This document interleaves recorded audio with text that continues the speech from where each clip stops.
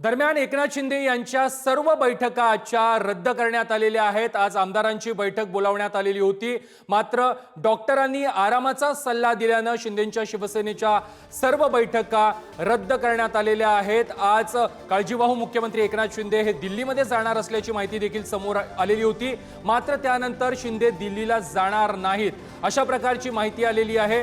कारण डॉक्टरांनी आरामाचा सल्ला दिल्याने एकनाथ शिंदे यांनी आपल्या सर्व बैठका आजच्या रद्द केल्याची माहिती समोर येते आहे।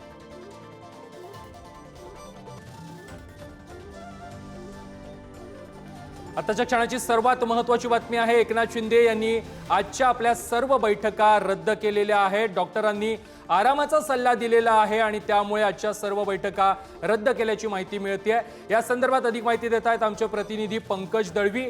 पंकज, शिंदेंच्या शिवसेनेच्या आजच्या सर्व बैठका या रद्द झालेल्या आहेत। मागील 3 दिवसांपासून एकनाथ शिंदे हे आजारी असल्याची माहिती मिळत होती आणि आता डॉक्टरांनी आरामाचा सल्ला दिलाय म्हणून सर्व बैठका रद्द करण्यात आलेल्या आहेत अशी माहिती मिळते, मात्र खरं कारण काय आहे? एकनाथ शिंदे यांच्या तब्येतीच्या कुरबुरी गेल्या काही दिवसांपासून सुरू आहेत।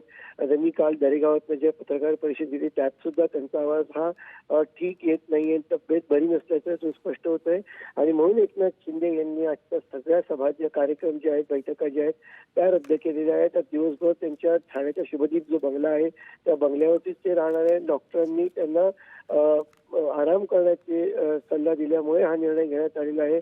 खरं तर त्यांच्या कुटुंबियांनी त्यांना आज आराम करावा असे त्यांना त्यांच्यावरती सक्तीने त्यांना आराम करायला लावला, कारण निवडणुकीच्या काळामध्ये प्रचंड धावपळ झाली होती। साधारणतः 50 ते 60 सभा एकनाथ शिंदे यांनी घेतल्या। यासोबतच पार्टीचं सर्व पक्षाचं कामकाज बघणं, आमदारांशी संवाद साधणं, स्वतःच्या जागेविषयी निवडणुकीची तिकडे प्रक्रिया पार पाडणं, प्रचार करणं, सगळ्या कॅन्डिडेटच्या ठिकाणी मतदारसंघात पोहोचणं, हे सगळ्या मोठ्या हेक्टिक शेड्यूल मधनं एकनाथ शिंदे गेल्या महिना दीड महिन्यात गेलेले आहेत आणि त्यांना शरीराला आरामाची गरज असल्याचं डॉक्टरांनी सांगितलं आणि त्यामुळे त्यांना आराम करण्याचा सल्ला दिला आणि त्यामुळे आज त्यांच्या कुठल्याही बैठका होणार नाहीयेत।